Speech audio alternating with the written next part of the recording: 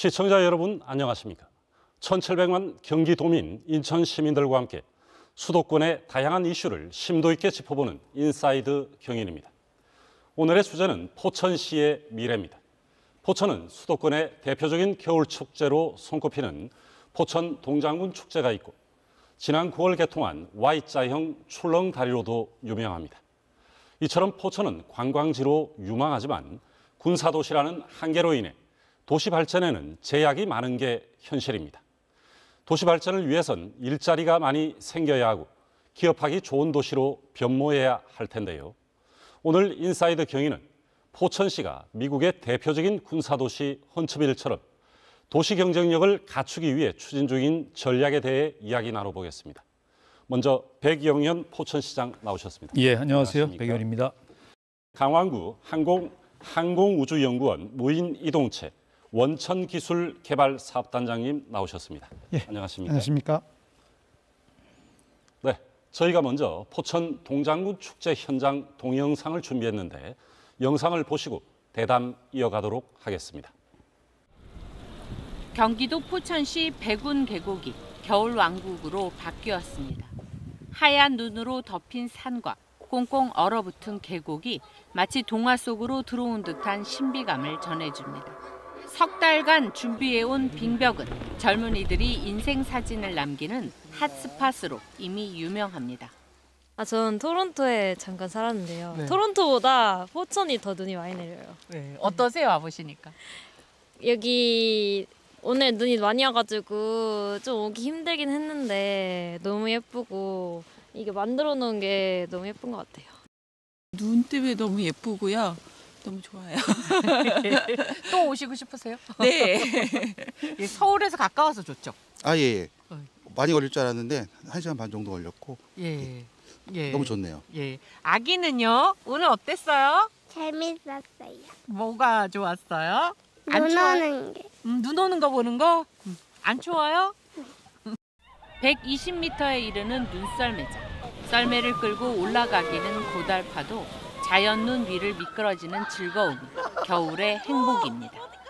오늘 어떠셨어요? 오늘 예. 너무 재밌어요. 오늘 제 생일인데 눈도 오고 이렇게 포천에서 보내니까 너무 뜻깊은 생일이 될 것 같습니다. 이게 그 자연눈이잖아요. 그러니까요. 네, 어떤 속도감이 빠르죠? 속도감도 빠르고 예. 바람이 불 때 눈도 오니까 진짜 무슨 눈썰매장. 진짜 무슨 강원도에 온 것 같아요. 눈썰매 너무 네. 재밌어가지고 속도가 갈 필요가 없어요. 네. 포천에 오면 돼요. 삿포로에 갈 필요가 없어요. 일본 아. 갈 필요 없이 우리나라에서 눈썰매를 너무 즐겁게 즐길 수 있는 곳인 것 같아서 너무 좋습니다. 겨울의 묘미는 단연 얼음 낚시. 수정 같은 얼음을 깨고 낚시 삼매경입니다. 일단 경치가 너무 좋으니까 기분은 좋고요.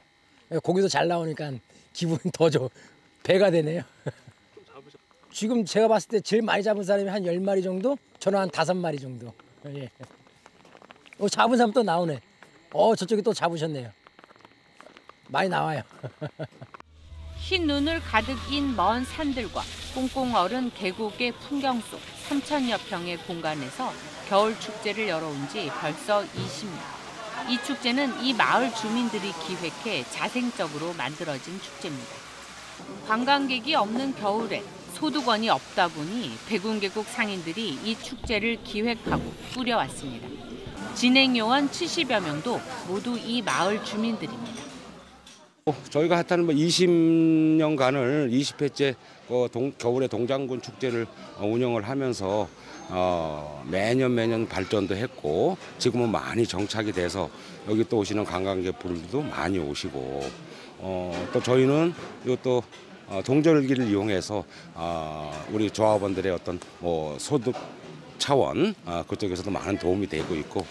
처음에 어떻게 기획을 하셨어요, 이걸? 저희가 계곡이다 보니까 여름에 물놀이밖에 없었고 겨울에는 아무것도 할 게 없었어요. 그래서 같이 고민 끝에 20년 전에 아마 겨울에 뭔가를 좀 소득이 창출될 수 있는 걸 한번 해보자는 생각으로 시작을 했는데 여기까지 오게 됐습니다. 네. 백운계곡 동장군 축제는 우리 상인들이 직접 기획을 하고 프로그램 이제 운영하는 주민주도형 축제라는 데 의미가 있죠. 이렇게 이제 대형 눈투리, 얼음투리, 그리고 눈썰매장, 그리고 이제 이번에 새로이 프로그램을 만드는 것 같은데 모닥불을 피워놓고 가족들이 간식을 즐기는 프로그램, 그리고 또 얼음 낚시 이런 프로그램을 운영하다 보니까 연인들 또 특히 가족 단위의 그 관광객들이 많이 오죠. 작년 같은 경우에는 연 한 4만 명이 오셨다리는데 저희는 올해 한 10만 명 이상 오지 않을까 이렇게 기대를 하고. 광릉숲 유네스코 생물권 보전 지역과 한탄강 세계 지질공원을 품은 천혜의 관광 도시로서 존재해 왔지만 포천시는 인구 방어를 위해서라도 기업하기 좋은 도시로 변모하려 하고 있습니다. 접경 도시이면서 군사 도시로서 포천시는 전국 어느 지역보다 개발이 더딘 상황입니다. 군사시설 보호구역이 전체 면적의 30% 가깝고 군 사격장이 9곳이나 됩니다. 비행안전구역 고도 제한 등 중첩 규제를 받고 있습니다. 주민들은 군 사격장으로 인한 소음 피해와 개발 행위 제한 등의 피해를 오랫동안 감수해 왔습니다. 그래서 재정 자립도가 20% 정도에 불과합니다. 같은 경기도 성남시의 재정 자립도가 60% 가까운 것과 비교해보면 재정 여건이 열악한 상황입니다. 인구 규모도 2003년 시 승격 당시 15만여 명이었지만 20년이 지난 지금 14만 1천여 명으로 오히려 감소했습니다. 포천시는 드론 산업을 기반으로 한 기회발전 특구 지정을 정부에 요구하고 있습니다. 8,100개의 기업들이 좀 안타까운 것은 청년들이 선호하는 일자리가 부족하다는 부분이 있습니다. 그래서 저희는 기회발전 특구에 드론을 앵커 산업으로 하는 또 뭐 AI 산업, 4차 산업, 그리고 바이오 헬스케어 이런 산업들을 우리 기회발전 특구에 유치를 해서 정말 청년들이 선호하는 일자리 이런 걸 만들어서 정말 활력의 도시 또 역동적으로 움직이는 그런 포천을 만들어 갈 그런 계획으로 추진하고 있습니다.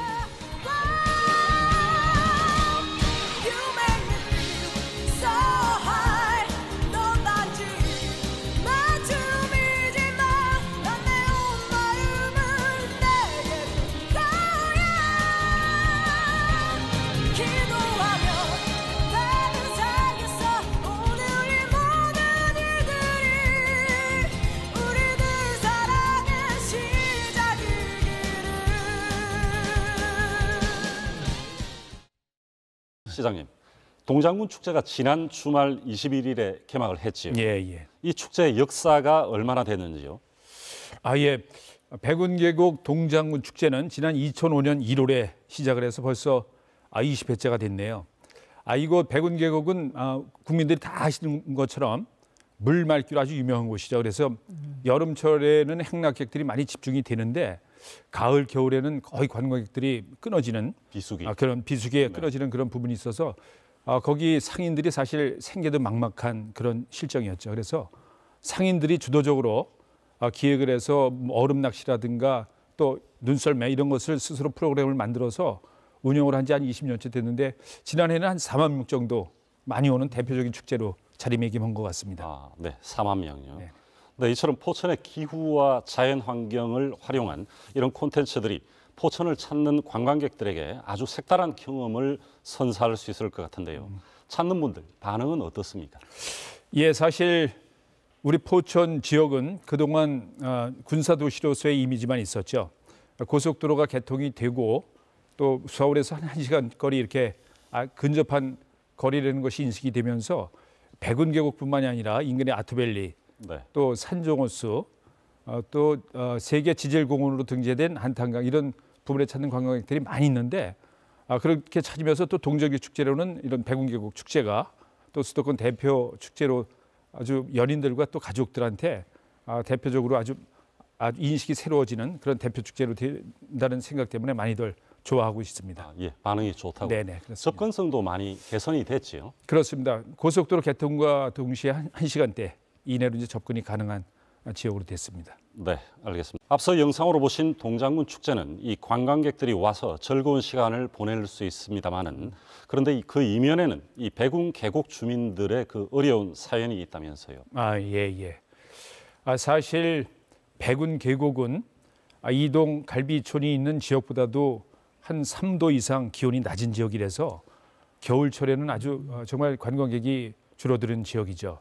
이렇다 보니까 우리 상인들이 겨울철에는 거의 생계가 막막한 그런 상황에 있는 현실을 스스로 안타깝게 생각을 하고 주민들이 자발적으로 주민주도형 축제를 만들어낸 게 이 백운계곡 동장군 축제라고 생각을 합니다. 주민들이 이 진행 요원 역할을 하고 있다면서요? 그렇습니다. 프로그램도 직접 운영을 하고 또 진행까지도 같이 직접 운영을 하고 있습니다. 네, 시청자 여러분께서도 시간 내셔서 포천 동장군 축제 한번 찾아가 보시는 것도 좋을 것 같습니다. 시장님, 앞서 영상에서 이 동장군 축제와 함께 출렁다리도 보셨거든요. 네. 어떻게 이런 Y자형 형식의 다리를 놓겠다 이런 구상을 하셨는지? 예, 우리 세계 지질공원으로 등재된 한탄강은 주상절리 협곡으로 이루어져 있어서 이것을 건너다니는 이동이 상당히 불편한 그런 게 현실이거든요. 네.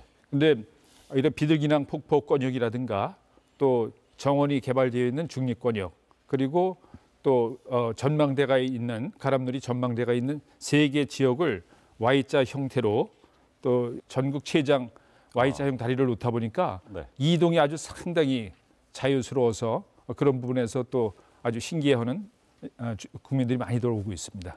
예, 저도 아직 가보지는 못했습니다만은 지금 말씀을 듣고 보니까 꼭 가보고 싶습니다. 꼭 한번 오십시오. 네네. 이게 이제 지난 9월 7일에 정식 개통을 네네. 했는데 10월 말까지만 공식 그 방문객 집계를 했는데 30만 명을 넘겼습니다. 네. 지금이 12월 말이니까 아마 더 많은 분들이 다녀가셨을 텐데 네네. 이렇게 많은 방문객이 찾을 수 있었던 원동력 어디에 있다고 보십니까? 예.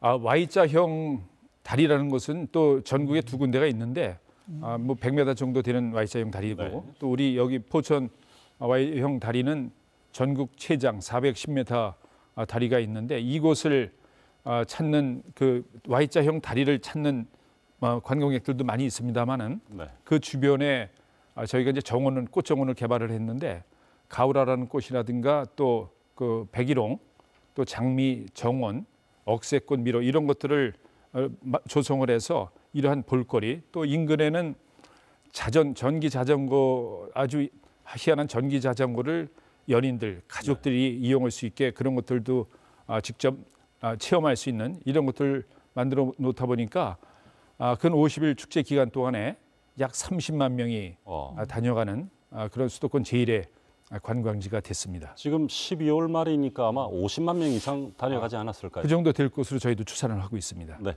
방금 말씀하신 게 그 정원이 이제 포천 가든 페스타 네네. 말씀하시는 건데요. 그렇습니다. 올해 처음 열린 행사인데도 대성공을 거뒀다 이런 평가가 나오는데 도대체 어느 정도길래 이런 평가가 나오는 겁니까?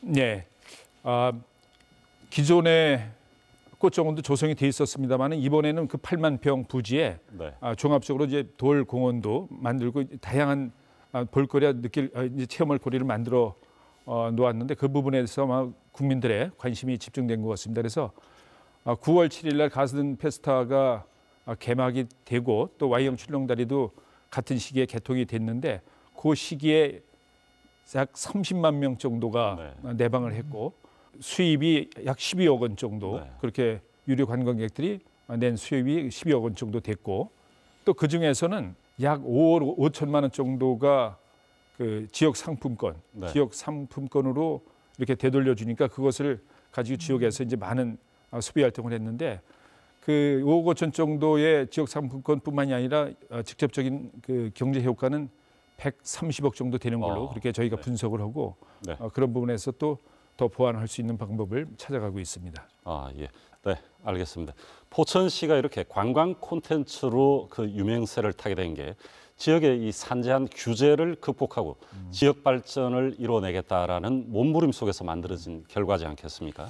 시장님, 이처럼 포천을 올가매고 있는 규제 어떤 것들이 있을까요? 예, 사실 포천이라는 곳이 수도권에 있다 보니까 수도권 정비 계획법 또 군사시설보호법, 포천시가 서울시의 1.4배나 넓은 지역인데 그중에 4분의 1, 25%가 군사시설보호법입니다. 그래서 이렇게 중첩되는 규제, 그리고 또 특히 포천에는 아시아 최대의 승진 사격장, 또 미군들이 전용으로 쓰는 로드리게스 사격장, 그리고 다락대 사격장이라는 이 세 개의 사격장만 해도 1,500만 평, 여의도 면적의 17배, 네. 그리고 제주도 전체 면적의 3분의 1이나 되는 그 큰 면적을 사격장으로만 이렇게 제공해서 국가 안보를 위해서 많은 역할을 해왔던 지역인데 네. 이렇다 보니까 그런 중첩된 규제로 인해서 도시가 균형 잡힌 도시가 발전이 안 됐었죠. 이러한 결과는 또 인구가 감소하는 것으로 이어져서 사실 수도권에 있는 포천이지만 저 지방만도 못하다는 평가들을 많이 하고 있죠. 그래서 그것들을 이제 개선해 나가는 부분에 중점적으로 정책을 펴고 있습니다. 그래도 최근에 백 시장님 오시고 많이 발전되고 있지 않습니까? 그렇다고 평가해 주셨으면 기대도 하고 있습니다. 네. 예, 단장님께 질문 드리겠습니다. 네. 오래 기다리셨는데요. 먼저 단장님이 소속된 이 항공우주연구원 무인이동체 원천기술개발사업단이라는 곳이 네네. 어떤 일을 수행하고 있습니까? 예, 좀 저희 사업단이 좀 이름이 긴데요. 네. 이게 저희는 이제 우리가 무인 이동체 하면 우리가 사실은 드론은 되게 익숙하지 않습니까? 네. 그다음에 자율주행차도 좀 익숙한데 네.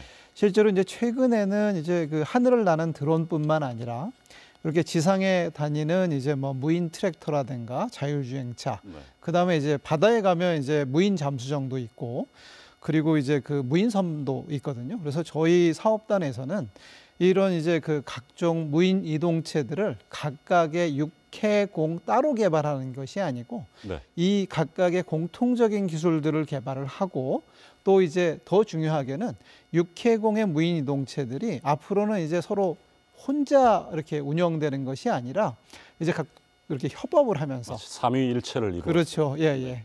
예를 들자면 무인선에다가 드론을 이렇게 싣고 가다가 우리가 어디다가 이제 물건을 날라야 되겠다. 그러면 이제 드론이 스스로 이제 물건을 가지고 날라주고 다시 무인선 밖으로 돌아오는 네. 이런 방식의 기술들을 연구하는 것이 저희 무인이동체 사업단이고요.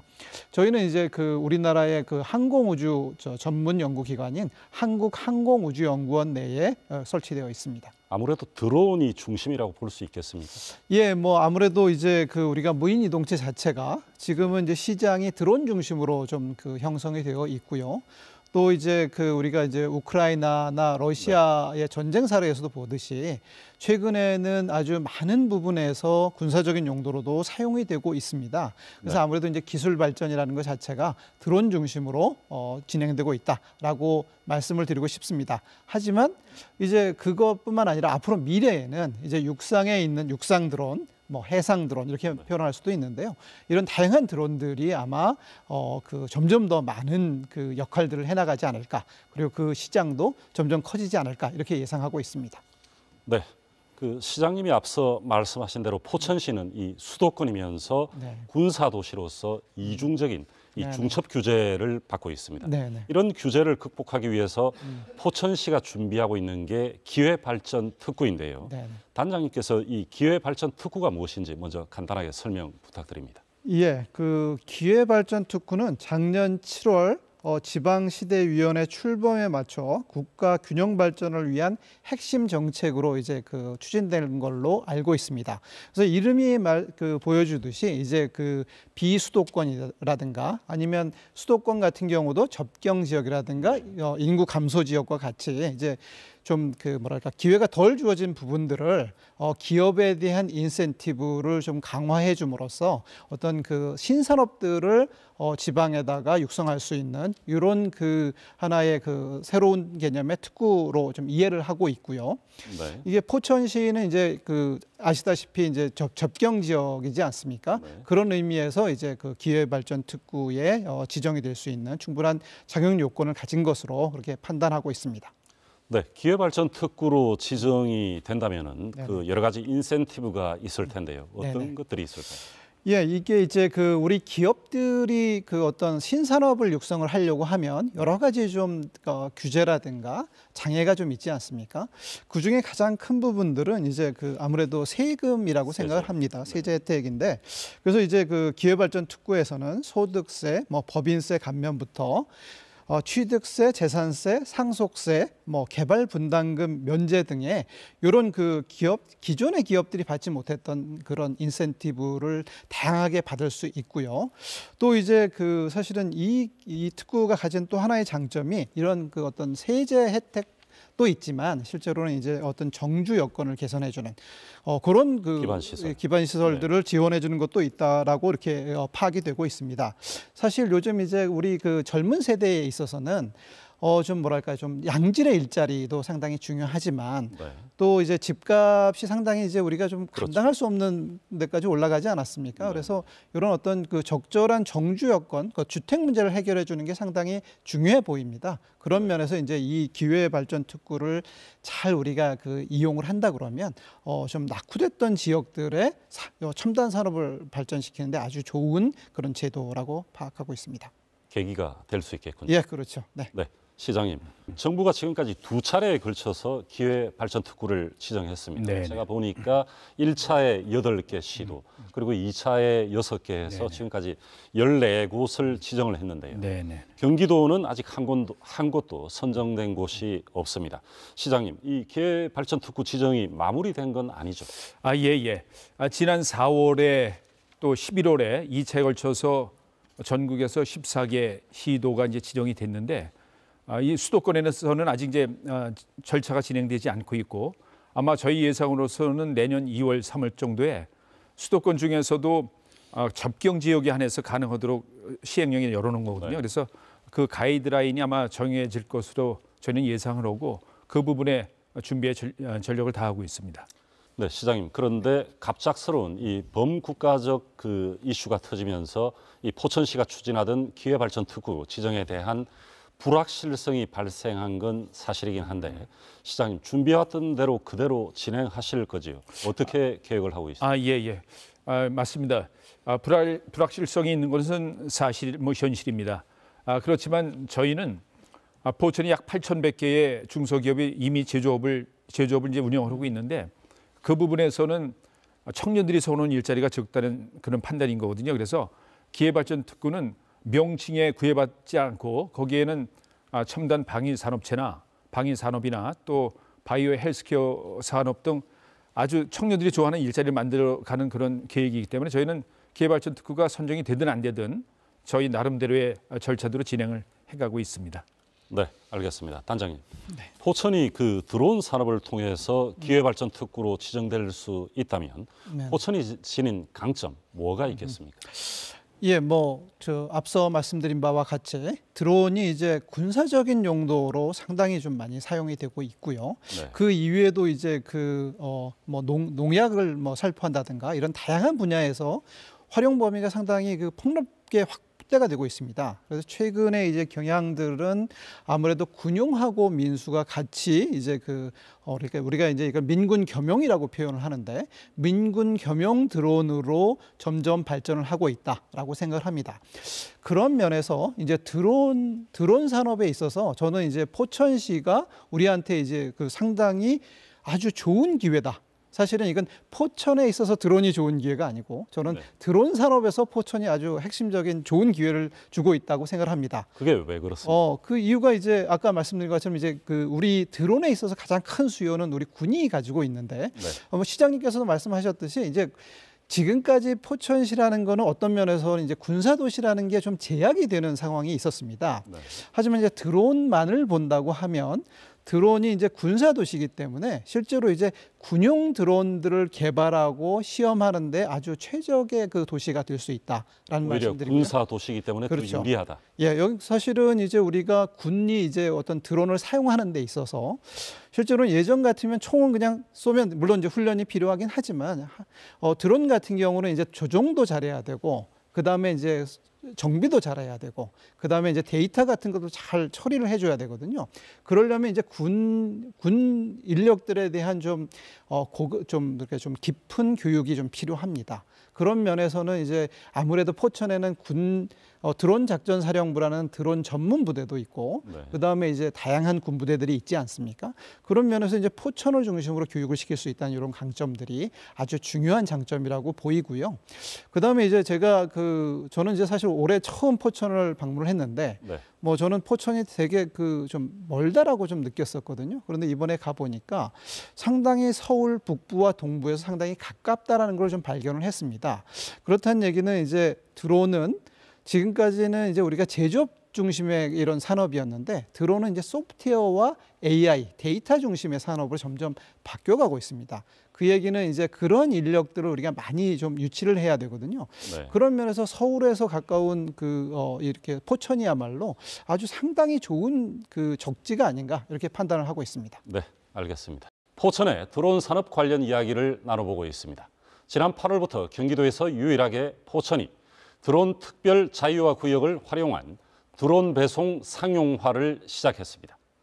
당시 상용화 첫날 모습을 취재한 윤나경 기자의 리포트를 잠시 보시고 더 얘기 나누겠습니다. 산을 넘고 호수를 가로질러 물건을 매단 드론이 날아옵니다. 배송 지점에 멈춰서더니 물건을 내려놓고 다시 날아갑니다. 과자와 생필품 등이 드론 배달 전용 앱을 통해 주문한 지 불과 5분 만에 배달됐습니다. 작은 거라도 사려면 여기에는 이제 동네 작은 슈퍼밖에 없는데 무조건 시내로 나가야 하는 불편함? 근데 그게 뭐 해소됐다는 느낌이 확 들죠. 드론 배달 앱을 통해 필요한 물건을 장바구니에 담고 배송받을 지역을 정해 주문을 하면 드론 배송 목적지가 산정호수 조각공원입니다. 배송센터에서 주문대로 물건을 담아 드론에 매달아 날려줍니다. 도심에서 먼 오지 주민들의 배달 편의를 높이기 위해 경기 포천시가 지난 3월부터 착수한 산간지역 드론 배달 상용화 사업. 시범 운영을 거쳐 이번 주 금요일부터 평소 배달 서비스 이용이 어려웠던 산간지역 14개 배송 지점에서 드론 배달을 이용할 수 있게 됐습니다. 우리 배송에 좀 사각지대에 있는 우리 외곽에 있는 마을들 이런 데서 필요한 물품들을 배송해서 쓸 수 있는 그런 효과가 저는 있을 거라고 기대를 하고 있습니다. 특히 배달이 안 됐던 인근 지역 음식점의 음식 밀키트 등도 드론 배달로 받아볼 수 있게 돼 지역 상권 활성화 효과도 기대됩니다. 앉아서 오는 손님만 바라보는 입장인데 이제 드론을 가지고서 이제 그 음식을 이제 판매할 수 있는 그런 판로가 생긴다고 하니까 나름대로 기대는 큽니다. 시는 올해 사업 결과를 토대로 드론 배달을 이용할 수 있는 지역을 더 확대하고 인근 지자체에서도 드론 배달 기술을 활용할 수 있도록 지원할 계획입니다. 네, 단장님. 드론 배송은 현재 어느 정도로 활용되고 있습니까? 예, 지금 이제 드론 배송은 사실 지금까지는 아직 이렇게 좀 상용화가 이제 된 것은 아닙니다. 하지만 이제 상용화 전 단계에 있다라고 좀 아주 직전 단계에 있다라고 생각을 하고 있고요. 근데 이제 우리가 드론 자체가 실제로 이제 시장들을 좀 분석을 해보면 아무래도 배송이라는 것 자체가 가장 큰 앞으로의 시장을 형성할 걸로 이렇게 예측을 좀 하고 있습니다. 그런 면에서 앞으로 이제 드론 배송에 대한 수요는 점점점 늘 걸로 예상을 하고 있고요. 네. 특히 이제 이런 드론 배송이라는 것 자체가 가지고 있는 장점이 아무래도 이제 사람이 접근하기 좀 힘든 그런 지역이라든가 이런 부분들을 좀 접근성을 좀 좋게 만드는 이런 장점들을 가지고 있습니다. 그래서 포천시와 같이 이제 산악이 많다든가 아니면 이제 우리 군과 같이 긴급하게 뭔가를 배송할 수 있는 지역이라든가 아니면 또 이제 섬과 같이 좀 교통이 원활하지 않은 부분에 있어서는 상당히 좋은 그런 어떤 그러니까 배송 시스템이라고 이렇게 파악하고 있습니다. 네, 앞서 오프닝에서도 잠깐 소개를 했었는데 미국 헌츠빌 시의 경우에는 네네. 이 군사 기술 개발의 거점이 되면서 엘레베마주의 최대 도시로 거듭난 사례가 있습니다. KBS가 지난 6월에 포천시와 헌츠빌 시를 주제로 한 다큐멘터리를 제작하기도 했는데요. 포천은 이 기회발전 특구 지정에 있어서 군사적 측면의 강점도 충분히 갖고 있는 거죠. 그렇습니다. 저도 이제 사실은 KBS에서 방영한 다큐멘터리를 아주 인상적으로 본 바 있습니다.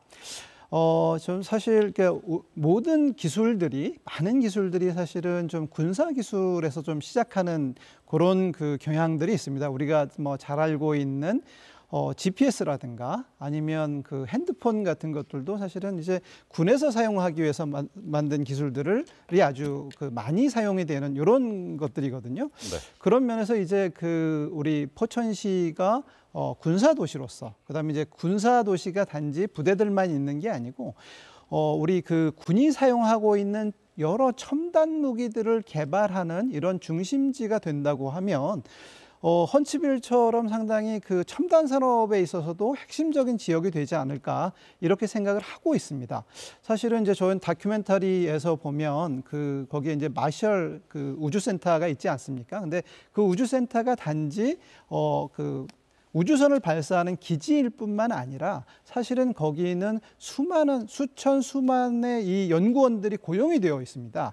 그 이유는 뭐냐면 이제 점점 기술이 발전할수록 단지 기술 개발하는 곳과 사실은 이렇게 이제 발사하고 하는 부분들이 같이 있음으로써 상당히 큰 시너지를 좀 발휘할 수가 있습니다. 그런 면에서 우리 군이 이제 드론이라든가 이런 첨단 무기들을 같이 사용을 하고 그 바로 옆에서 이제 그 첨단 연구 시설이라든가 시험 시설들이 이를 우리가 이제 좀 뭐랄까 서포트한다고 하면 상당히 좋은 그다음에 핵심적인 그 기술 산업 단지가 되지 않을까 이렇게 판단을 하고 있습니다.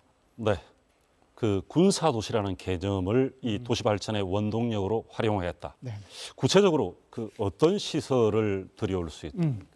예, 뭐 지금 이제 우리가 드론을 예를 들겠습니다. 드론을 하게 되면 이제 우리 군이 지금 필요로 하는 건 첫 번째는 우리 군이 이제 아무래도 그 드론을 사용함에 있어서 이게 이제 그냥 단순하게 사용할 수 있는 기구가 아니기 때문에 이 부분들에 대한 전 전문적인 교육이 필요합니다. 특히 이제 드론은 말씀드린 바와 같이 뭐 인공지능이라든가 아니면 소프트웨어 중심으로 이렇게 운용을 할 수밖에 없거든요.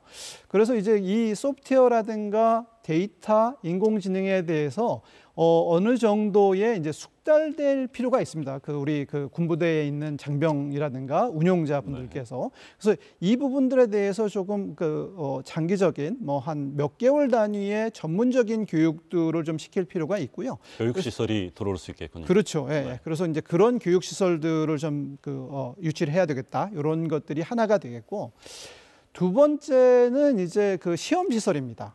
실제 이제 우리가 앞으로는 이제 우리가 데이터의 시대다라고 얘기를 하지 않습니까? 네. 그럼 드론에 있어서 이제 가장 중요한 데이터는 실제로 이제 얘가 비행을 하면서 받는 여러 가지 데이터, 뭐 비행을 할 때 나오는 뭐 속도라든가 아니면 드론에서 카메라가 보는 영상 이런 부분들에 대한 다양한 데이터들이 발생을 하는데요. 우리가 이제 첨단 드론을 개발하려면 이제 앞으로 AI 시대에는 데이터를 먼저 가지고 있어야 됩니다. 근데 이 데이터라는 것 자체가 우리가 그냥 인위적으로 만들 수 있는 것이 아니고 실제로 이제 비행 시험장을 통해서 만들 수밖에 없거든요. 그런 면에서 이제 사실은 포천은 아까 그 시장님께서도 말씀하셨듯이 다양한 그 시험장들, 그 군 시험장들이 있습니다.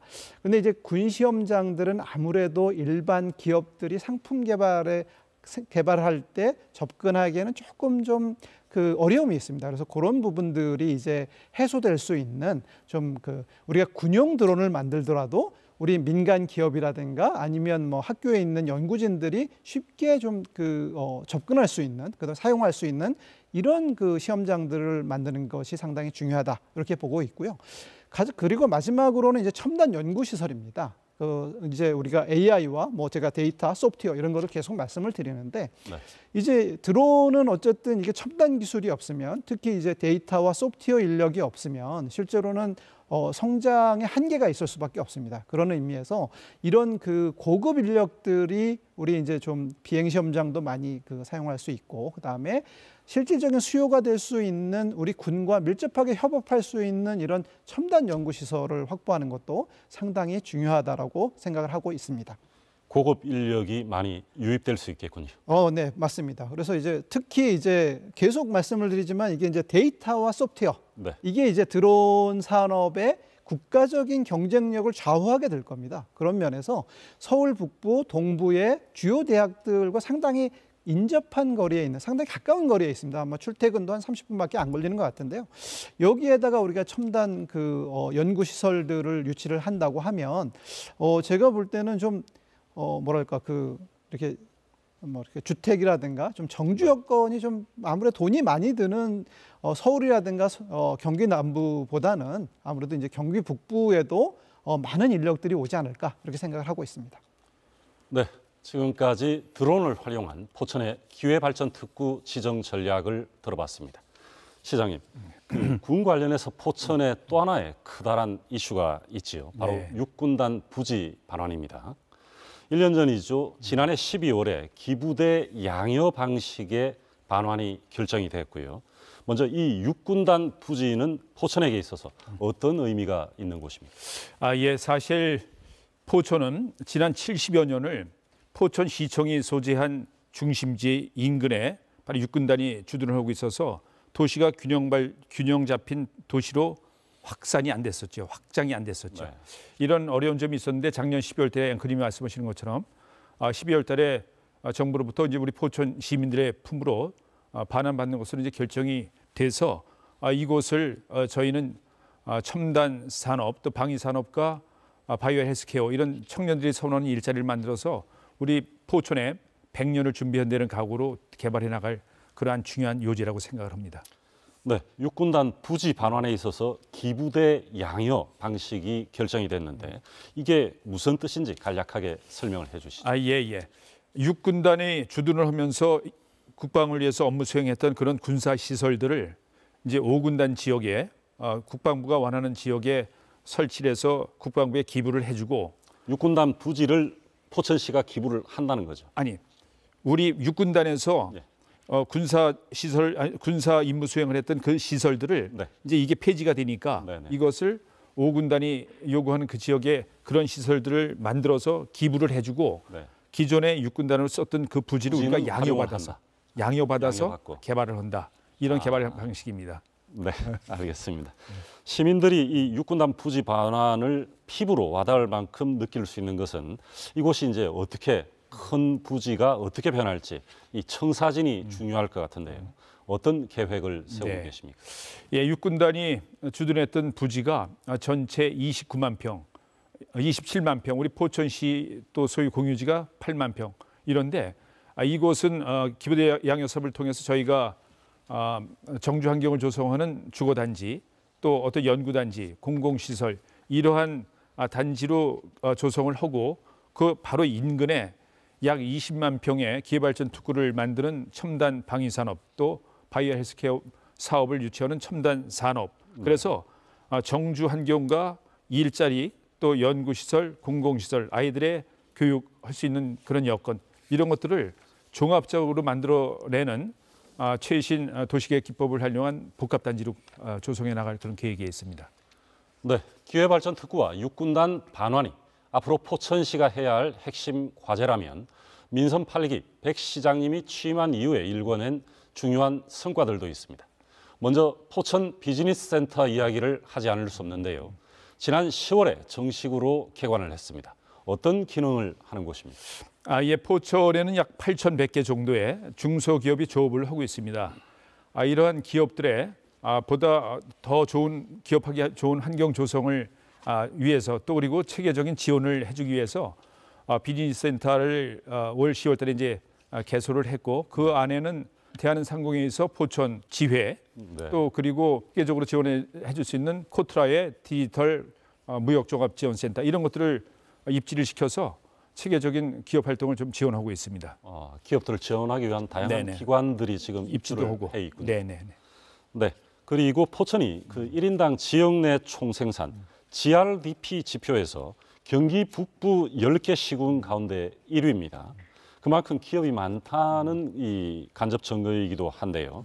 포천 비즈니스 센터가 개관을 하면서 포천 기업들에게는 어떤 그 도움이 있을까요? 예. 저희 포천시는 8,100여 개의 중소기업이 유발해내는 GRDP, 지역 내 총생산액이 연간 8조 정도가 됩니다. 네. 1인당 GRDP는 5,100만 원. 그래서 경기 북부 10개 시군에서 1위, 또 경기도 전체 31개 시군에서 7위가 될 정도로 기업도시로서의 면모를 갖추고 있습니다.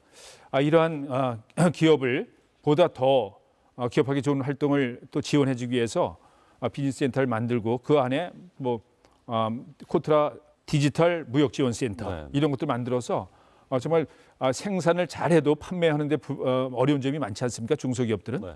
그 부분에서 또 상품 이렇게 품목 선정도 해주고 또 콘텐츠 개발도 해주면서 그 지역에 있는 기업들이 생산해놓은 제품들을 판매해주는 역할 이런 것들도 핵심적으로 추진하고 있습니다. 네, 알겠습니다. 이 기회발전 특구와 함께 정부의 지역 균형 발전을 위한 핵심 사업 중 하나인 교육발전 특구 사업에도 포천이 선정이 됐습니다. 이거는 어떤 사업인가요? 예. 포천이라는 도시가 인구가 감소하는 지역으로 분류되어 있으면서 인구 감소 관심지역으로 분류가 되어 있습니다. 그 원인은 많은 사람들이 말씀하시는 게 자녀들 교육 때문에 외부로 나간다고 말씀드렸습니다. 네. 그러니까 이제 인구가 줄어드는 거거든요. 그래서 저는 그런 것들을 아주 조기에 좀 개선하기 위해서 정부와 아주 긴밀한 건의나 또 소통을 통해서 지난 7월 30일 날 교육발전 특구 시범지역으로 이제 선정이 된 바가 있습니다. 그래서 이러한 부분에서 아마 우리 지역에 기업이 좋은 기업이 들어오더라도 청년들이 떠난 자리에서 기업이 무슨 필요가 있겠습니까? 그래서 좋은 기업에 포천의 아이들이 자라나고 공부하고 배워서 포천에 있는 기업으로 이렇게 취업을 해서 선순환 구조를 이루면서 포천의 인구가 감소하는 부분을 개선시키기 위해서 교육발전 특구 선정을 열심히 준비를 했고 또 다행히 정부로부터 선정을 받아서 그런 활동들을 지금 해나가고 있습니다. 네, 이번 겨울 방학부터 본격적으로 사업을 추진한다고 들었는데 네네. 어떤 관점에서 접근하고 계십니까? 예, 저희는 올 겨울부터 투트랙 전략을 추진하고 있습니다.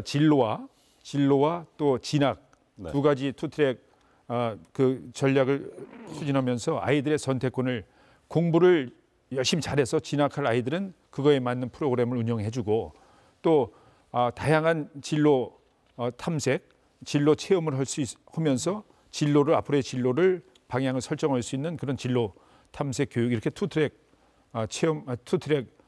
정책을 펼치면서 아이들의 선택권을 주고 있습니다. 네, 알겠습니다. 또 하나 이 좋은 소식이랄까요? 그 경기 북부에서 유일하게 철도가 없는 도시가 포천이지 않습니까? 그렇습니다. 네. 뭐 좋은 소식일 수도 있고 지금까지 굉장히 아쉬운 부분일 수도 있는데 이제 포천에도 전철 시대 개막이 멀지 않았다고 하는데요. 네. 7호선 포천 연장 사업이죠. 얼마 전에 착공을 했다고 하는데 어떻게 진행되고 있습니까? 예. 옥정에서 포천까지 연결되는 전철 7호선 연결 사업은 이제 3개 공구로 나누어서 추진하는데 현재 턴키 베이스로 발주가 돼서 설계가 진행이 됐고 1공구 양주 고읍에서 포천시 경계까지는 이미 이제 사업 승인이 돼서 착공이 됐고 네. 2공구, 3공구가 이제 우리 포천에 해당이 되는데 이것은 올해 말에 용역 설계가 완료가 돼서 내년도에 그 승인 절차를 거쳐서 아마 2월 달, 3월 달이면은 착공이 되고 이게 착공이 되면 민자 사업이기 때문에 네. 5년 내에 의무적으로 준공이 돼야 되는 거거든요. 네. 그래서 2030년도에는 개통이 되는 그런 절차로 진행이 되고 있습니다. 그러면 2029년 말이나 으로도 그 뉴스를 봤는데 2029년이나 30년에는 네. 포천에도 네. 전철이 드디어 들어간다. 예, 드디어 전철의 시대가 열릴 것으로 기대하고 있습니다. 네, 주민들의 기대가 크겠습니다. 예, 그렇습니다. 네. 네, 그리고 그 시장님 취임 이후에 또 광역 급행철도 GTX 유치에도 나섰는데 네네. 이 GTX 뭐 몇 번 노선인가요?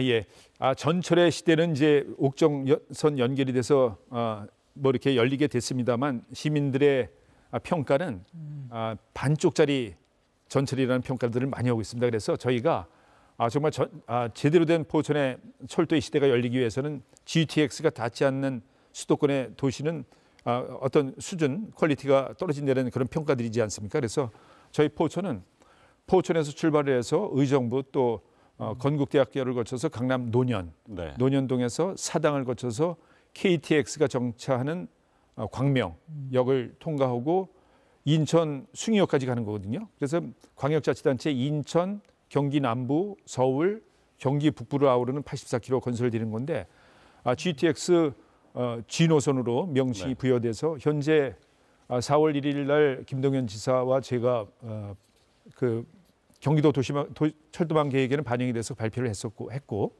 앞으로 내년 6월 달에 국토부에서 국가 5차 철도망 계획에 반영이 돼야 되기 때문에 저희가 지금 시민들 서명을 받으면서 열심히 준비해 나가고 있습니다. 네, 좋은 성과 있기를 기대하겠습니다. 네, 맞습니다. 시장님 취임한 이후에 일궈낸 여러 성과를 발판 삼아서 기회발전 특구 그리고 육군단 부지 반환까지 아무쪼록 좋은 결과 있기를 기대합니다.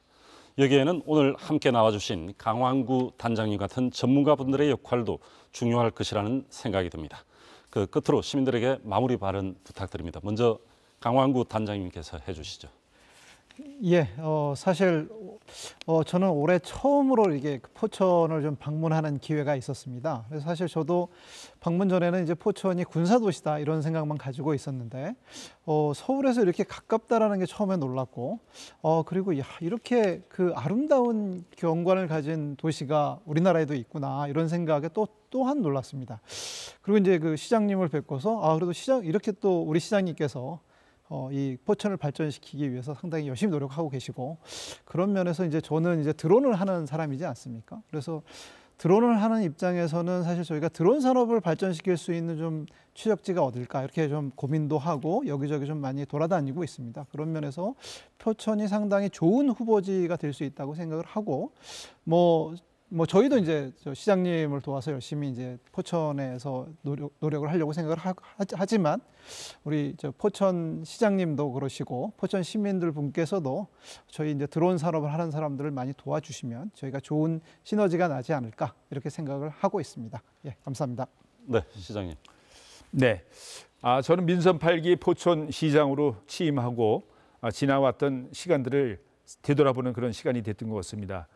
포천의 미래 비전을 우리 시청자 여러분들과 함께 공유해보는 시간이었다는 생각을 갖고 있습니다.